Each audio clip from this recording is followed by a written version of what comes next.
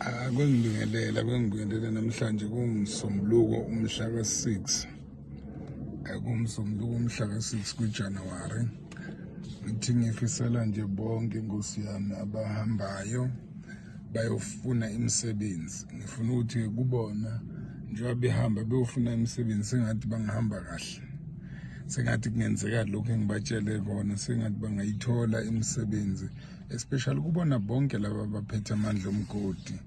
Ngiyafisa namanje angaphezi ukukhuluma nokusho ukuthi bonke abaphethe amandla omgodi nabaphethe zonke izinto nabaphethe nje emzimbeni wabo iy'nhlanga zalo kaDlamini, akwenzeke lokhu abakufisayo, akwenzeke lokhu esivumelene ngakho, akwenzeke konke abakucelayo.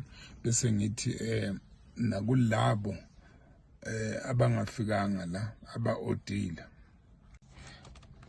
nakubo futhi akwenzeke nje okuhle kuphela, abathole konke abakufisayo. Njengoba be-odile bengafikanga la ngey'nhliziyo kade befuna ukufika la ekhaya, kodwa ngokuthi-ke siphila-ke ezweni elihlale njalo. Uma kufuna ukuthi unyakaze kufuneka imali, bagcina-ke sebe-oda, right? Akwenzeke lokhu abakucelile, ngiyabacelela nabo. Abafuna iy'kole bayithole, abazali futhi ababhekene ne-challenge yokubuyisela abantwana ey'koleni, nabo ngithi ngicela kwenzeke okuhle kodwa esilongu bephethe amandla omgodi. Abantwana abafuna iy'ndawo zokuhlala, abageze ngabaphiwe la ekhaya, akwenzeke okuhle kodwa. Abafuna ney'ndawo zokuhlala njengoba kubuyelwe emuva, nabo futhi akwenzeke okuhle kuphela.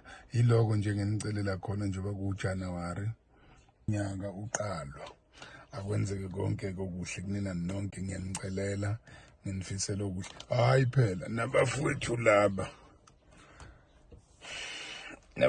laba hayi sebekhathele badiniwe yimi. Ngibatshela ukuthi yeyi 2025 lo ngifuna kwenzeke konke okuhle abasematilongweni abangenacala, ngoba sebebonile ukuthi ukuganga akusizani, sebebonile futhi ukuthi ukuba nolaka kufikisanaphi.